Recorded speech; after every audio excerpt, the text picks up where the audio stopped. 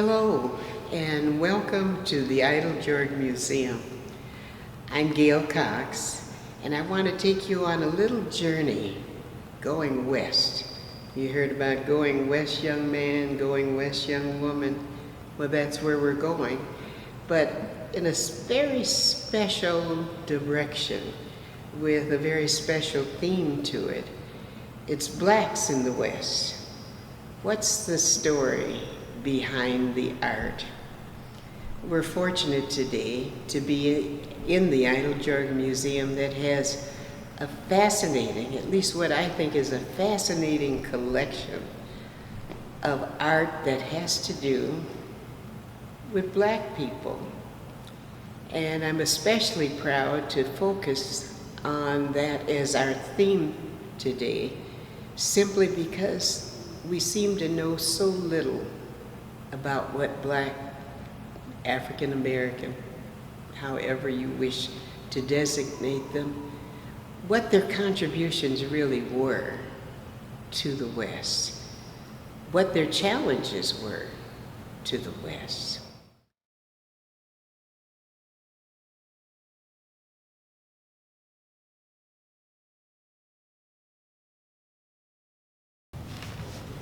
Absolutely a museum favorite.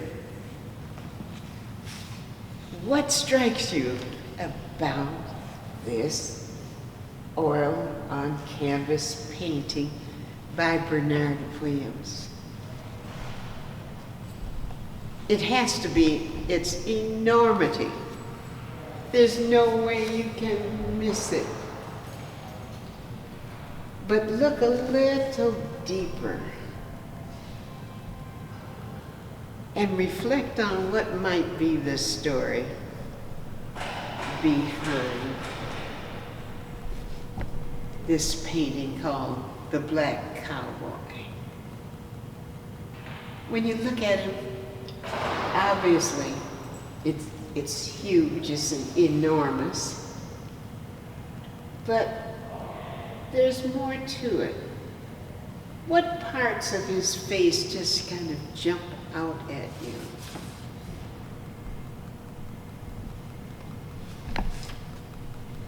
And I bet it's the smile.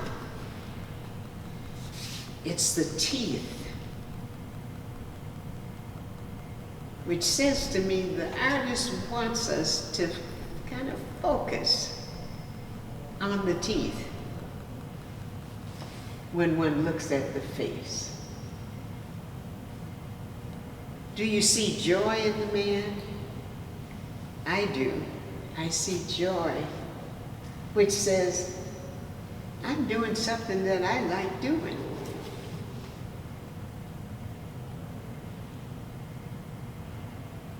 He's looking directly at us as well. And he's probably saying, do you know I am Bill Pickett? Well, who is Bill Pickett? I'll tell you in a moment. But I want to tell you a little something about Bernard Williams before I do that. Bernard is a University of Illinois Champaign-Urbana graduate, and also Northwestern University. Has a master's in fine arts. When he received his master's in fine arts, one of his first jobs was working with some high school students on, guess what? Murals. Could that be related to why the size of this painting? I suspect it might. He also is someone who worked with a group who were looking at the history of murals around Chicago. So I can't help but feel that the largeness of this painting may have something to do with his fascination for, his work in, and his interest in murals as well.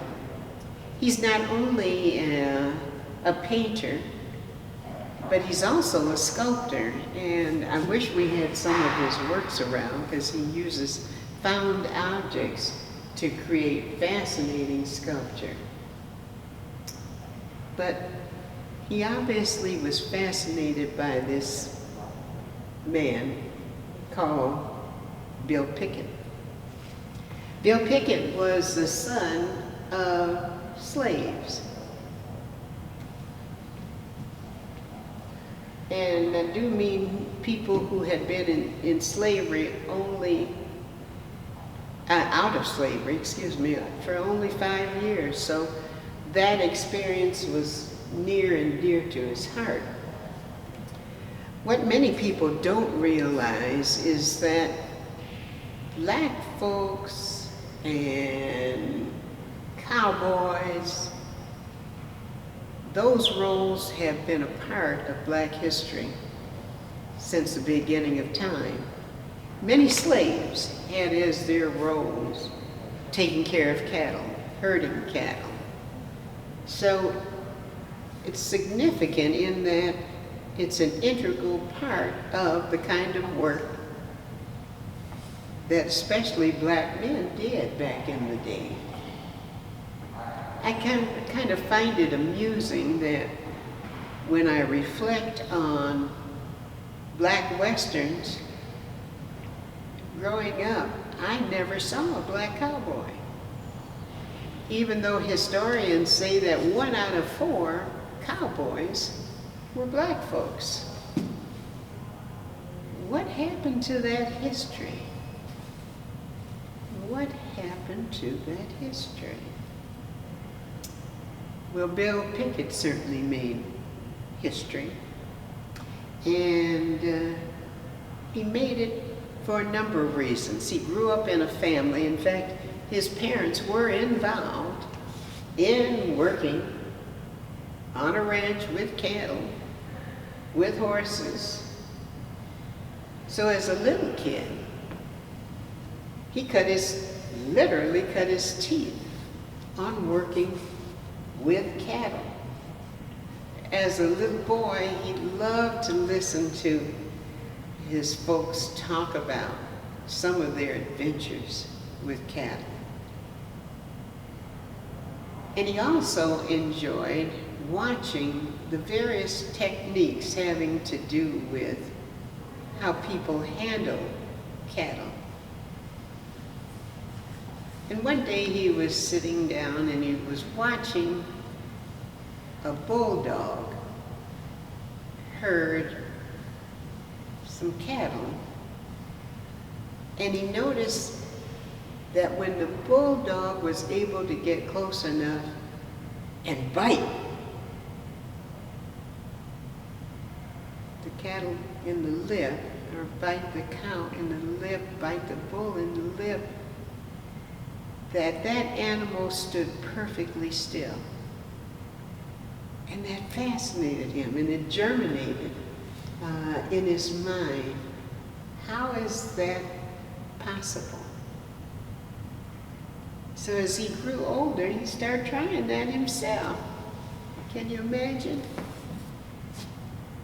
Biting the lip to maintain or to gain control. And once having gained control in that way, then they could actually lasso or use a lariat to rein that animal in. He and his brothers started a business of breaking in horses, cattle, what have you. But during that time, it's very difficult for a black man to be in business and earn enough money to make a living. So in addition to the business that they ran, they picked cotton and worked on other ranches. It's the only way you can make it.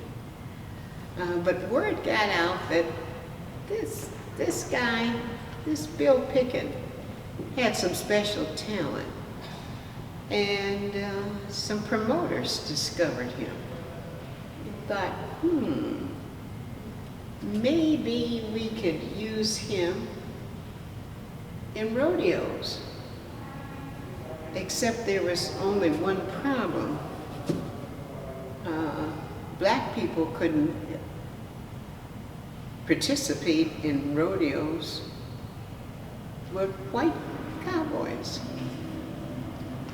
So they gave him a name that was kind of ambiguous. Instead of using his real name, they tried to disguise what nationality or what race he was by just calling him Dusty. That could apply to a lot of people. But it was also apropos in terms of the way in which he was able to handle cattle. I'd like to give a little description of his technique. He started out calling it the bite down style. But as his career moved along and as it became more popular in the ranks of the rodeo, the bulldogging became the moniker that he used, and he was the bulldogger. And this is essentially how he handled it. Number one, on his horse, he'd leap off his saddle. He'd grab the horns of the bull, pull the head back with the nose up.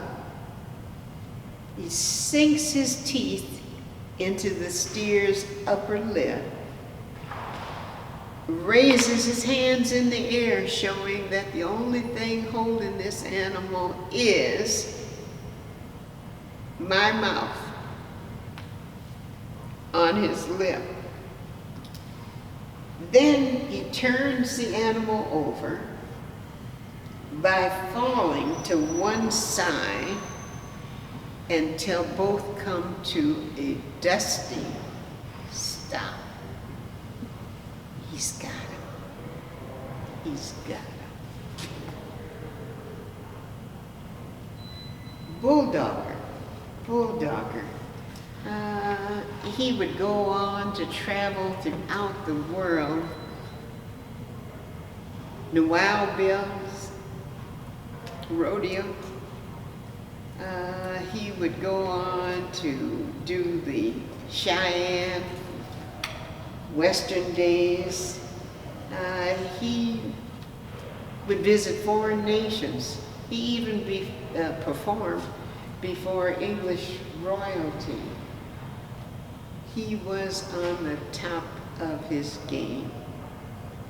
And let me tell you, this was dangerous business, because I think he probably fractured it or broke almost every bone in his body.